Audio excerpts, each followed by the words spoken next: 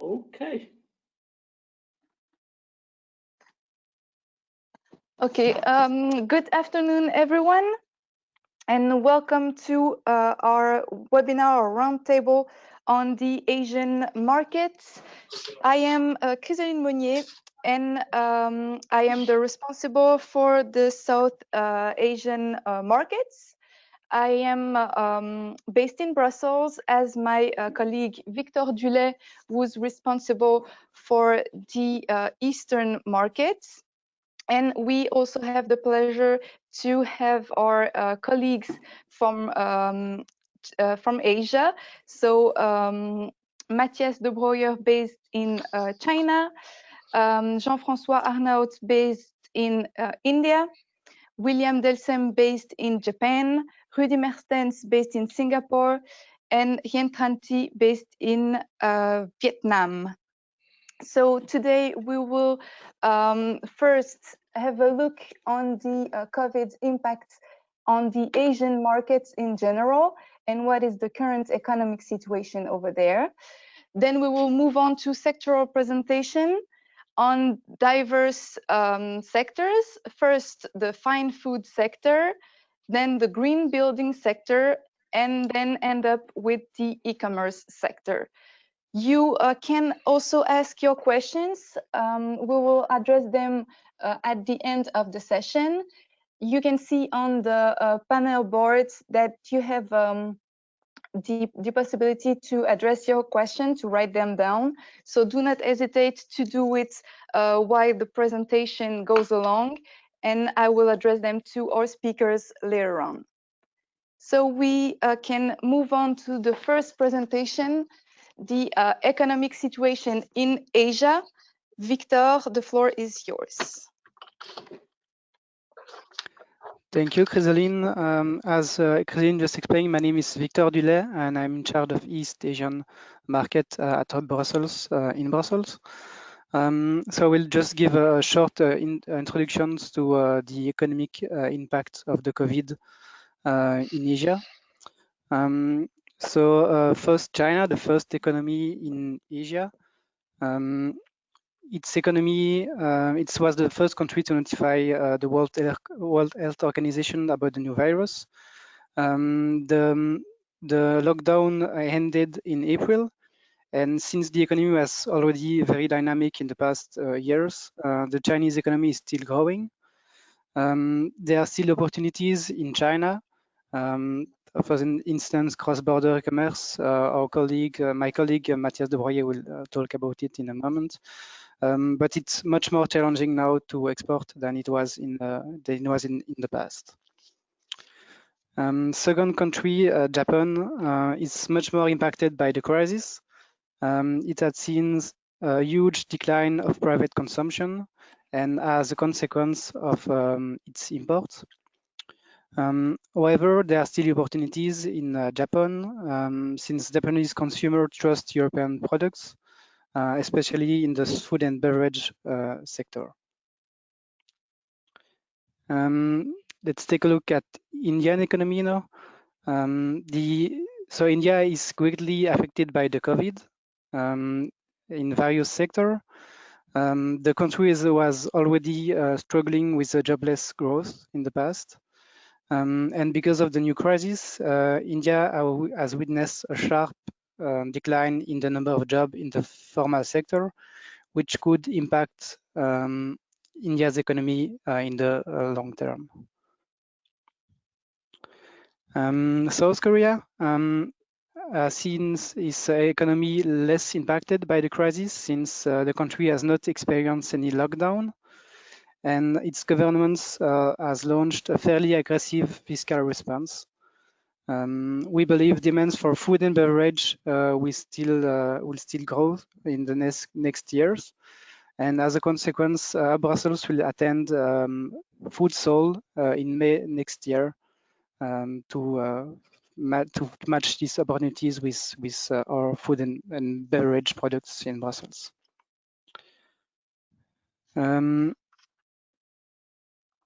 Singapore, its liberalized economy makes it very vulnerable to international trade shocks, of course. impacting many sectors such as renewable energy due to falling energy prices, but also automation due to excess production capacity. Last country, Vietnam, the former fast developing economy is still developing, but we expect Vietnam to be back on track soon, driven by digital transition and significant public investment in infrastructure and agricultural production.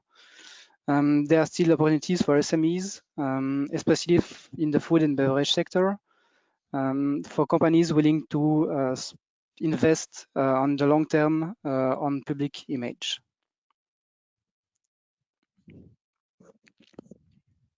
Thank you, Victor, for this large overview on the Asian economies and how it responded to the crisis. Now let's move on to the presentation of the fine food sector in Asia. William, the floor is yours for this presentation.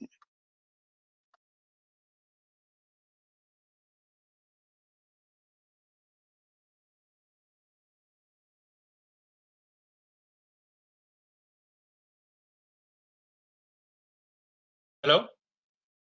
Yes, can you see my slide? Yes, and we hear you perfectly. Fantastic. Okay, well, thank you very much for this opportunity and this challenge at the same time, 10 minutes for a sector over Asia, 5 countries. I will try my best and go straight to the point. Across the board, we can see in general in Asia that the food that we can export to that part of the world is a niche sector compared to the food culture that they have over there and over here, where I'm sitting here in Tokyo. The product that we have in Brussels is really targeted at a certain part of the population. Now, we have to consider the size of the economies we're looking at. We have the second economy in the world and the third being China and Japan. The urbanization of these countries has brought people to major cities, and this has changed the distribution channels in those countries. So we have some countries have moved from wet markets and small shops in India to bigger shops and also online shopping. These are new trends nowadays.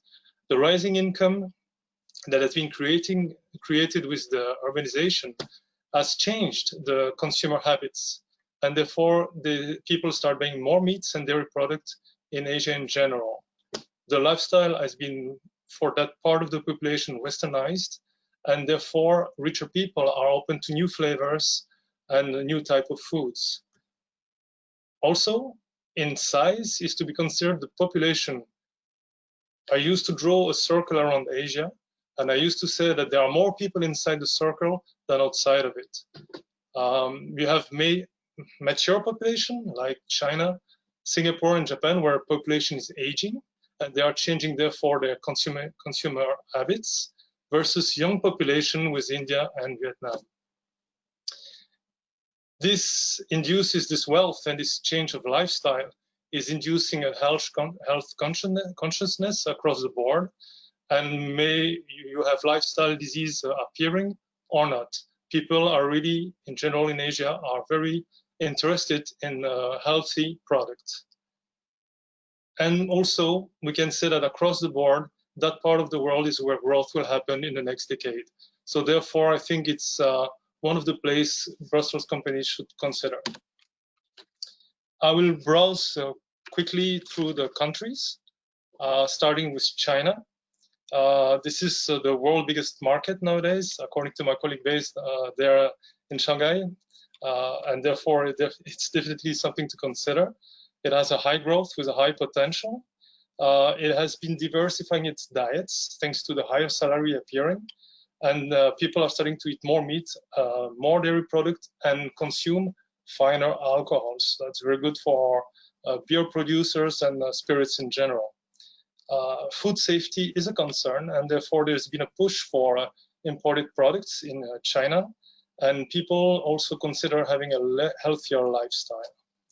For Brussels companies that are usually smaller in size, online shopping has to be considered, thanks to the cross-border on e-commerce mechanism that China has established. This is opening this big market to small brands and are simplifying the imports restriction. Oh, no, sorry, there are less import restrictions, and this also is giving access to more cities in China. Sorry. Moving to India. The specific about India, the drivers is that people in India are, there's a culture of fresh food. People like to eat fresh, and therefore there's a growing health consciousness. Half of the population is under 25 in India, and you have an average age that's under 30. There's this young urban population that's really growing and in demand for quality product. There's a trend, the trends are, there's a demand for organic product, also a request for smaller package because people like to eat fresh, therefore they prefer to have smaller package to keep the quantity eatable, and the increase of, and there's demand for small packaged food and alcoholic beverages in general. India is a value-sensitive market, so price alone will not bring clients. Promotion on price is not enough. You need to bring value. That's very important for the Indian consumer. However, it remains a difficult market for us because import duties are very high. Consumers are still very price sensitive, and food safety regulation is rather complicated. And finally, there's a lack of cold chain infrastructure, which makes exporting to India quite difficult. Singapore. Singapore is a small island based on the equator. It has no or barely no food production. You may have some vertical farming in some part of the country, but that's very limited. Therefore, most of the food is imported.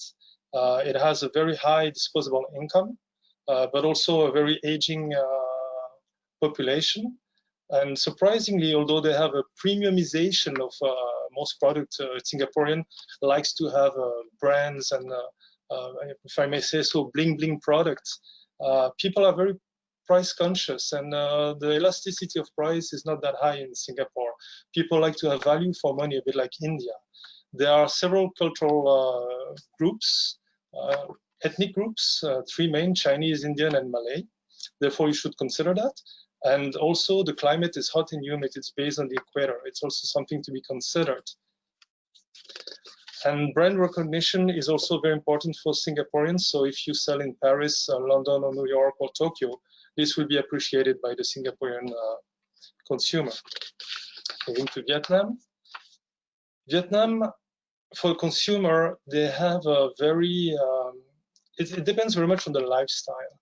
People are very much focused on the home life. So they like to cook at home. Family life is very important. They will go to the wet market and cook at home, or maybe even order already made food, but eat it at home. The disposable income is also rising. And the meat, the favorite meat, that is pork, is forecast to increase by 2027 by 20%. So it's also a hot and humid climate. And people also are asking for certain cultural customization. They enjoy when certain local ingredients or local customs are being introduced into imported products. There's a change in retail channel because of the urbanization. People are moving away when they want to have higher quality and more elaborate products from the wet market, and they're going to different retail channels, supermarkets. And the online retail is also developing. It's been noticed that 30% of the city people are buying online at least once a week. So health and food and safety is being rising in Vietnam due to mostly obesity and lifestyle diseases that are slowly appearing. Japan, where I'm based, this is a country that has a very specific landscape, a lot of mountains. So there are only 15% of agricultural land available. Therefore, Japan has a challenge to supply food to its population, and that's why importing food is crucial in this country. We're having an aging population, change in family structure, and a Western style life that's slowly coming into the families. Convenience is very important in Japan. Japanese people are working very much. They have very little time to cook, and therefore they value their time. So pre-packed food is very appreciated. Convenience stores are very popular, and people will also order either online to bring food to their home, or will buy prepared food. Healthy value is very important for Japan, and people are really watching that. Now, I will elaborate a bit more on Japan because this is where I'm based. I hope I still have some time. There's an economic partnership agreement between EU and Japan, and therefore a lot of the rules and non-tariff barriers have been dropped. Import duties also have been diminished, so it's easier to bring products in Japan nowadays. Rules of origin are also being respected. However, you will have to list all your ingredients, which may be sometimes a problem when you have trade secrets. Organic food is very appreciated, as I said before. However, Japan has recently established its own standard, which Brussels companies will have to register with before they can sell the product in Japan. They can sell it, but then it cannot be mentioned as an organic product. If you want to mention organic product, you have to register with the Japanese system. Umami, what is umami? Well, it's a Japanese concept of savory. And Japanese palates are very complex and subtle, and they can really detect all kinds of flavor. So Japanese consumers are very open to European products, not as much more than other countries in Asia. For instance, where blue cheese could not be accepted in some countries, it's very welcome in Japan.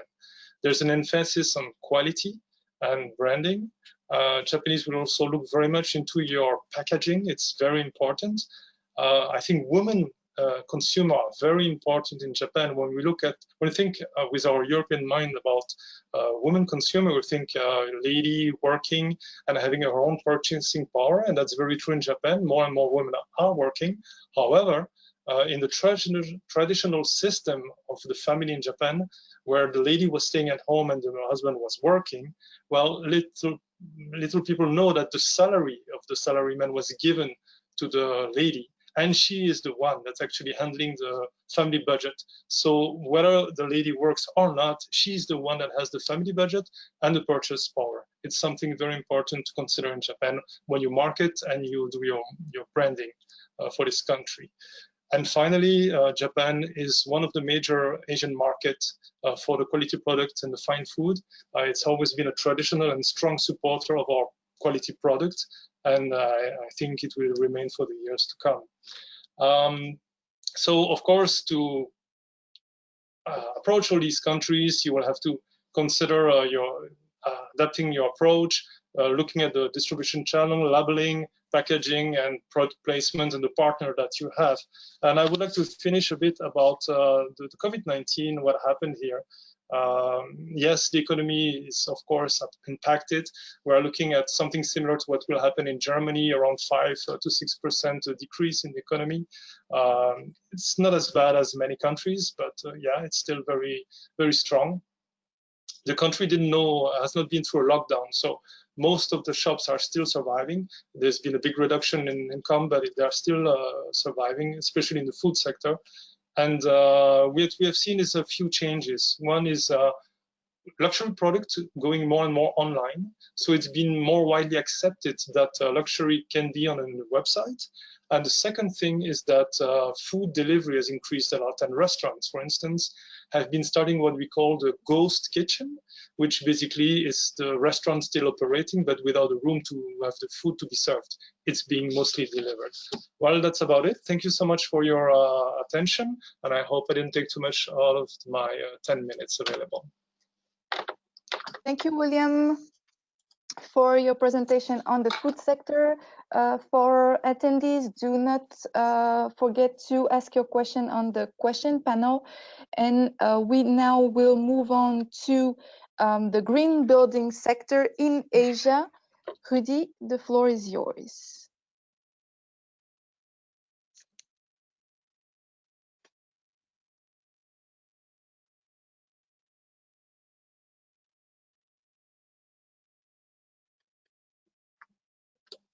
We don't hear you, Rudi.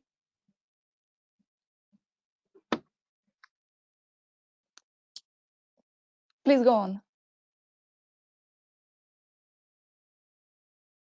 Okay, you can hear me now? Yes. Okay, just a minute.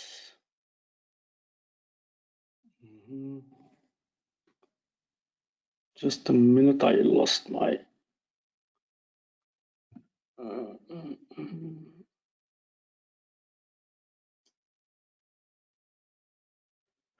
Just a minute, huh? How do I get back to my PowerPoint? Yeah, okay. Do you see now my presentation? Not now. I think you exited. Oh, damn it.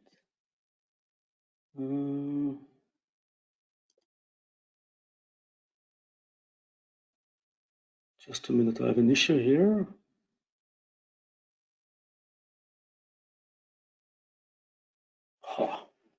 If you want, I can pass your slide, if that helps. Yes, that would be great, because I lost it here. Okay. Yeah, that's too bad. Oh, we get it. You get it? Yes. Well, I don't see it. You can enlarge your screen, if possible. I have a little issue here. No, you lost it again. Ah, damn it. Let me take the control and I'll pass your slide. Okay, but because I don't see the slides. Yeah. Excellent. Okay, sorry about this.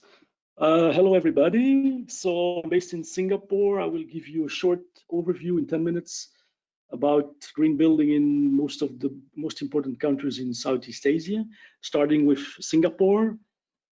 Next, please. So we have in Singapore the main authority who's involved in construction of smart buildings is the BCA, the Building and Construction Authority. So they provide structure and environment for buildings to be developed in the most efficient and environmental friendly way. Next, please. I can do it. Yeah. So BCA started their policy by focusing on three major challenges or trends, let's say, in the world that we live today. The three most challenging things are, for example, the urbanization, the rapid urbanization. So we can see that like 1.5 million people are added to the global urban population every week, which is of course an enormous amount of people. So this puts a very big stress on the existing infrastructure, on all available services, and of course on the global environment. Second challenge of amplitude is the aging population. So in general, people are getting older in the world. So it's not really affecting Africa, where the population is still very young. But in most of Europe, Japan, and of course the rest of the world, we can see that populations are getting older. And this, of course, has an impact on costs, labor, and productivity. The third major challenge is climate change. So of course there's a growing need for sustainable products and solutions, and of course in the infrastructure and in the building sector this is also very important. Next, please. BCA developed a concept that is a mix of several concepts of aspects of building. So a green building is one of those. They will mix it with a specific type of prefabrication designed for manufacturing and assembly, and the whole will be integrated digitally by a platform in digital software. So this is a major change in the way that buildings are done in the world. Singapore wants really to become the leading leader in green building, and they developed, let's say, the green mark, they call it, and this is some kind of norm standard for green buildings. This standard is being used in most of Asia. So up to now, there are, to my knowledge, 400 buildings that have this green mark certification. So this is the way that Singapore wants to help other countries to develop the same standards. Next, please.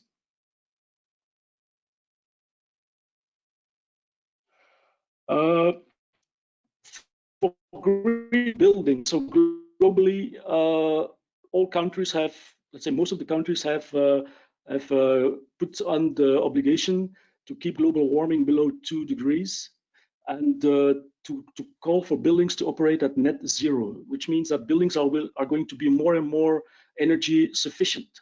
It means they will not spend more energy than they consume.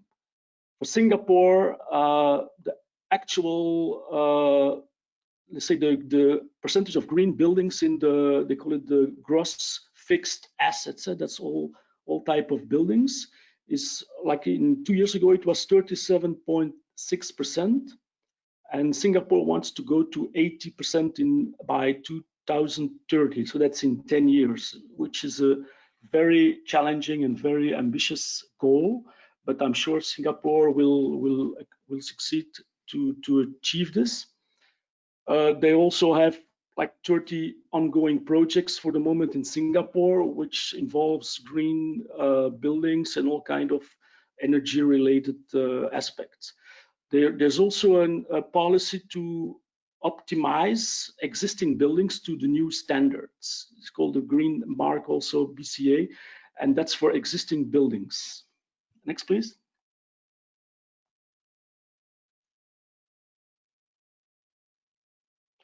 So the way of construction is being adapted to the new needs. So one specific characteristic is that more and more, they call it PPVC, are used in constructions. Those are prefabricated, pre-finished volumetric construction, like they call it. So you can have it in steel or in concrete. And the benefits of these are, of course, that the construction will be more rapid than the standard classic way of construction. The quality control is easier and mostly better. You need less workers on the site because most of the construction, pre-construction, is done in specific places. Of course, this has also an effect on the site safety because there are less people involved. The logistics are, let's say, easier, and the general impact on the environment is, of course, much better for the surrounding population. Next, please. To come back to the challenges, so for Singapore specifically, the land scarcity is a problem because it's a very small island, half the size of London, let's say. So the goal of BCA is to combine all the factors of living, working, and playing in the same place. So to create smart townships who combine most possible way all those aspects of life. For the healthcare facilities, based on the aging of the population, which is in Singapore is an important factor, they try to get all kind of affordable medical services available for the aging population, involving also e-health and all kind of digital ways of assisting elderly people. For the climate change, the building innovations are, of course, technologies used to lower the energy the consumption of those buildings. Next, please. I have some examples here of, let's say, green buildings, green concepts in Singapore, even in Saigon, in Vietnam, in the Philippines. So information is available. If somebody is interested, I can always send him more information on this. I have also more in the next slide, Chrysoline. For example, also the projects master planning of Surbana Jurong, for example, which is a very ambitious health city concept in Singapore. Of course, in other countries as well, we have important projects of this kind. Thank you. Next, please. Also, examples of smart and green buildings. With all the architectural, environmental aspects of design and landscape. Yeah, even in Myanmar, we have a project. There's actually a fair going on in Singapore now, which is this one, the Built Environment Conference, which has been totally gone virtual, so there is no physical event going on. It's going on at this time in Singapore, and all people can participate, but on a digital way. So this will be the new reality, I guess, in the conference world as well. Okay, next please. So I will go now to more specific other countries, like the situation in Malaysia. We also cover Malaysia from Singapore. Let's say in Malaysia, it's not really, green buildings are not really a priority for the moment. There has been some efforts by the government to promote this kind of building by giving subsidies and all kind of financial incentives. But in general, it's not really taking off. So the companies prefer to build in the traditional way because it's mostly cheaper. And I think if they really want to boost it in Malaysia, they will need to come up with more bigger incentives and more budget to promote this. China, of course, this is a continent on itself. Their green building is indeed a priority for the Chinese government. They see the importance of this type of construction.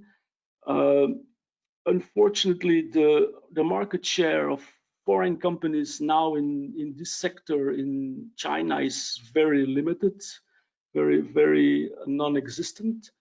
So there is room for change there. From what I understood is that you need to be part of a excuse me, Mattias, if I don't pronounce it correctly, Guangxi network. So this is the network that you need to be part of in order to be able to operate in China. So it's let's say the regulations and the regulatory framework in China is quite complicated and stringent for a foreign company. There is, of course, room for engineering, architecture, consultancy companies from Brussels to come to China, and they can do good business if they, of course, on the condition that they can partner with a good local representative. I hope this is good what I said, Mattias. India, again, there green building not a priority. There are many challenges for a foreign company to access the Indian market, as has been explained before by my colleagues. Of course, there are possibilities for architecture, engineering services, which are exportable to India, again on the same condition that they can cope with a good local partner. And mostly, of course, now with the COVID, it's not possible to travel to those countries because there is a 14-day quarantine in most of those places. Vietnam, I might say that I understood that green building is starting up in Vietnam. It's not really a priority for the moment, but it's getting more and more attention from the Vietnamese government. So there is a growing demand for smart management and engineering services. Solutions for energy, green building are really in demand now, and mostly in all kind of urban areas, residential construction, industrial facilities, public sector, and transportation. Last but not least, Japan. What I understood is that green building is not up to speed for the moment. The vast majority of the buildings or gross fixed assets in Japan are not sufficiently insulated, which is a bit a paradox, because Japan is a net importer of energy. So it should get more attention from the government to promote this. Also now, since the Fukushima incident in 2011, there has been a big shutdown on nuclear power and nuclear power plants. So this will affect the energy supply. So we should expect that the green building will get more and more priority from the government in Japan. William mentioned one success story in Japan, which is a Brussels architecture company called Ney and Partners, which has an office in Tokyo, and who succeeded to have a Japanese award in the green building sectors, which is of course a very good reference. So this, I think I didn't exceeded my time. So this is the situation for the green building in Southeast Asia. Thank you very much. Thank you, Rudi, for this overview on the importance of green building in Asia.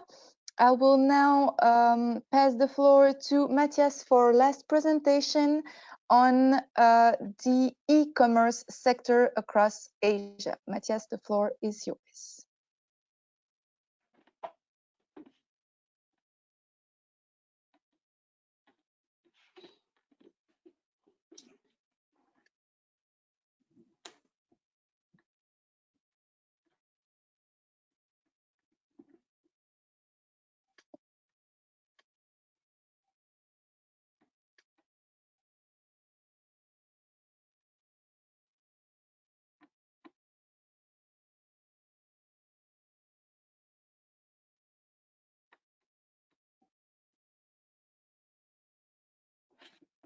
Mattias, we cannot hear you.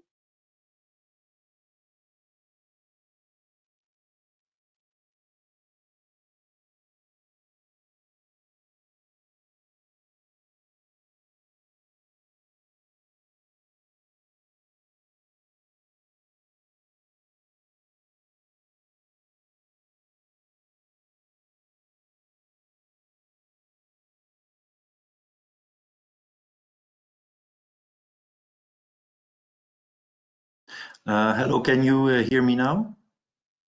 Yes, perfectly. Okay, I'm going to try to share my PowerPoint presentation. Can you see it right now? We can see it. It's on the Singapore slides. Yeah. Okay, thanks everybody for the patience. It's not always very easy with the technical requirements. Thanks a lot for this. So I have the pleasure of presenting the e-commerce situation in Asia. I have to thank my colleagues from all the other markets in Asia for their contributions, and also the local team here in China for the presentation of the PowerPoint presentation of today. I'm based in Shanghai, so I have a bias towards the Chinese market, but I will share as much information as possible on all the markets, of course. So let's start. Yes, I feel obliged by starting by the Chinese market, because it's the biggest e-commerce market worldwide. It's picked up very, very rapidly already 2 decades ago, and now it's the biggest market already for many, many years. And by the way, since this year, China will also be the biggest retail market worldwide, surpassing the US for the first time this year. And so the market is huge. It's 30% of all retail sales, and even if it's already huge, it will there's still a big potential for growth, not only in the traditional e-commerce but also in social e-commerce on WeChat. There's 30% growth this year. Main drivers for growth are tier 2 and tier 3 cities. It's what we have seen during the COVID-19 crisis. And it is a mobile internet country, so almost everybody, or you say 100% of the internet population, has access to e-commerce via mobile. So that's very important for you. The big market players are Alibaba, JD.com, Pinduoduo. They take almost 85% of the market. Besides that, you have other players as well. Now, according to my experience, it's very important to find a smaller e-commerce platform that can really focus on your business, because also the big e-commerce platforms, they have very strict conditions for you to join. And basically, when I was asked to give this presentation on e-commerce in China, there was actually one topic that I wanted to share with you. It's the cross-border e-commerce, already pointed out by my colleague in Tokyo, William. It is the best way for you to try out the market, because you can sell your goods online through the existing social media and e-commerce channels without having any entity, legal or commercial entity, in China. That's a big, big, big advantage. It also has less restrictions than normal trade. So you don't need all the licenses that you would need in turn when you are doing normal trade. And there are also advantages in terms of customs and taxes.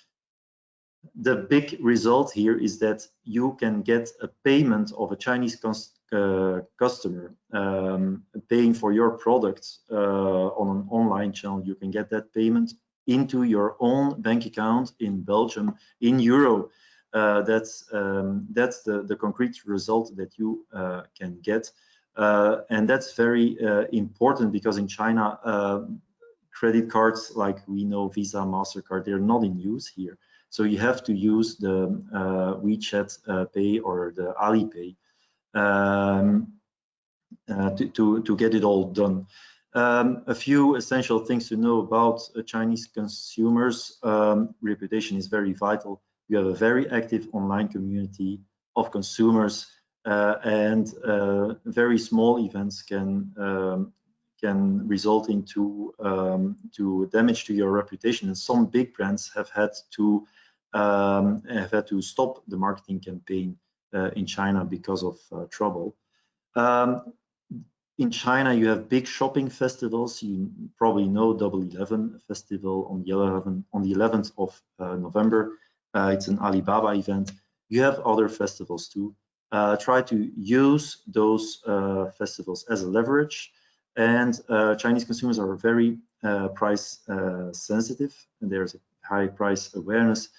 It's important to give discounts, and their demands in terms of quality and services are very, very high, especially in Shanghai, where you, by the way, have international competition, but there's potential for you to go to tier 2 and tier 3 cities where you have less competition. What we have seen post-COVID is that e-commerce platforms integrate all kinds of technologies and ways to communicate with their consumers. Short video platforms are integrated, KOL, so key opinion leaders are live streaming and promoting a brand or a product, social media, and so forth.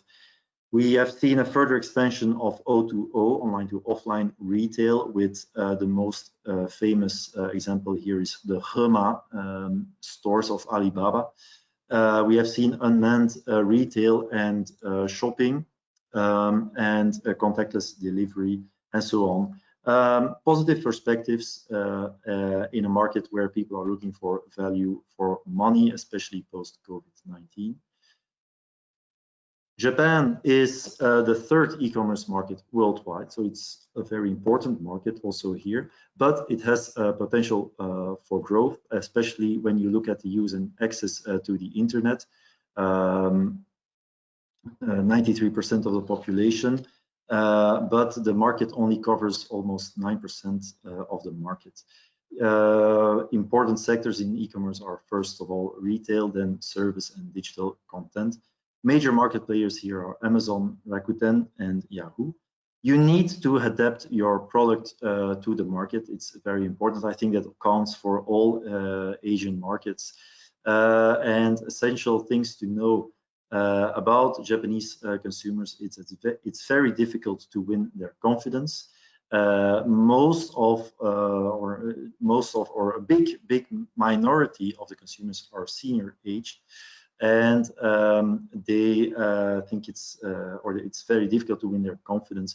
They will check all the information on the product, they will check testimonials, they will check all the information on the product, and they really want to make sure that the product has the quality that they want. Be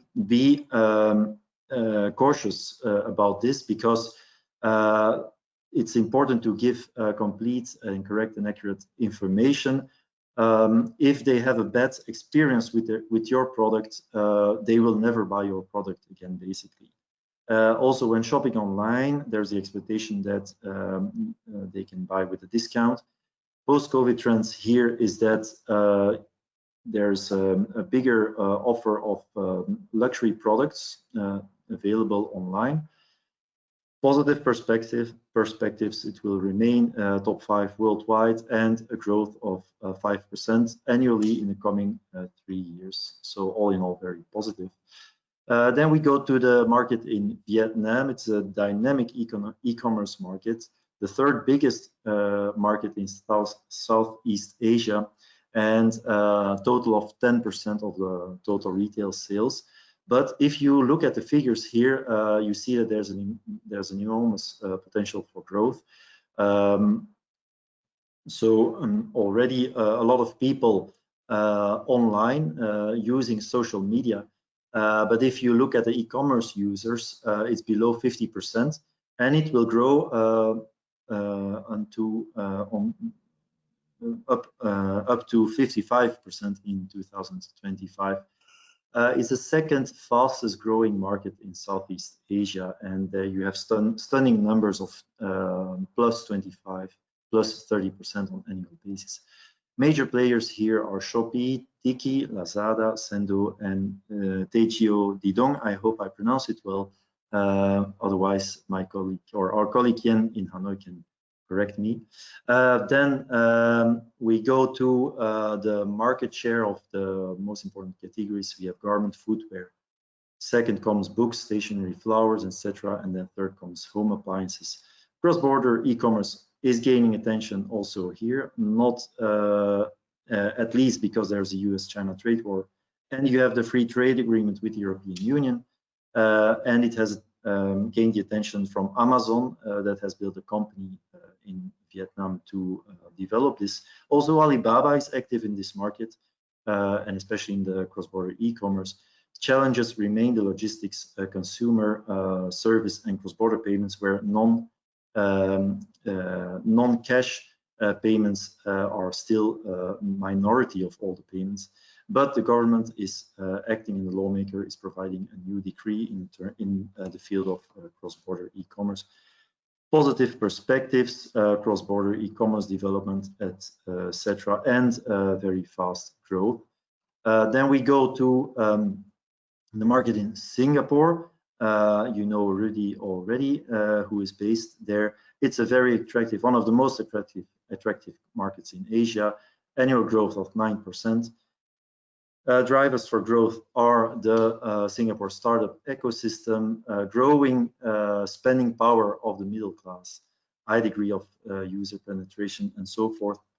In interesting sectors here, food and beverage, luxury, cosmetics, etc. And big players are Lazada. So Lazada is actually owned by Alibaba Group, and there you see the importance of Alibaba not only for China, but also for many other markets in Southeast Asia. And post-COVID trends, so e-commerce has received a boost due to the COVID-19 crisis. It is a very competitive environment and difficult sometimes for innovative newcomers in the market.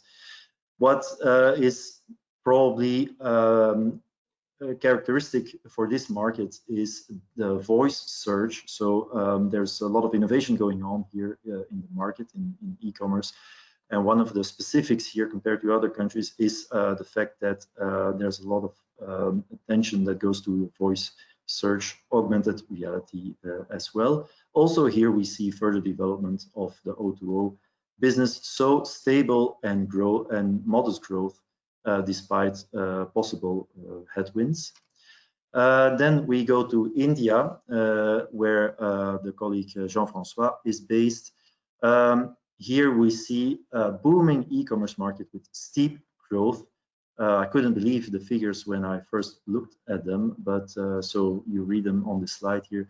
While at the same time, the sector only represents 10% of the total retail sector at this moment. So enormous potential for growth, especially also in the tier 3 cities and the towns and the rural villages where the market is still untapped.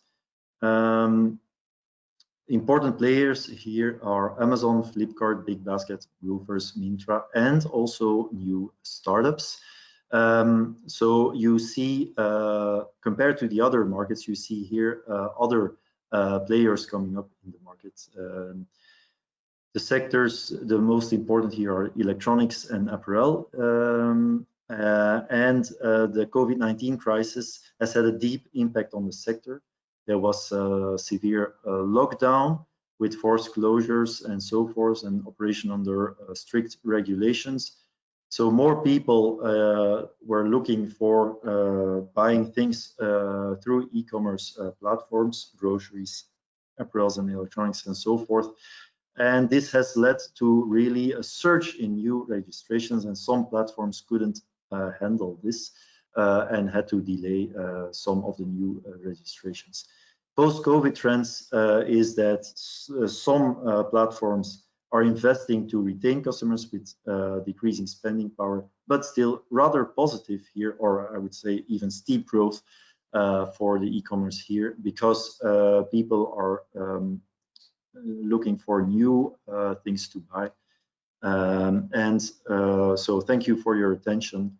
I really appreciate it and look forward to the questions during Q&A. Thank you. Thank you, Mattias, for that complete overview on e-commerce. As we're running out of time, I will just address you two questions that we received. The first question is for you, Mattias.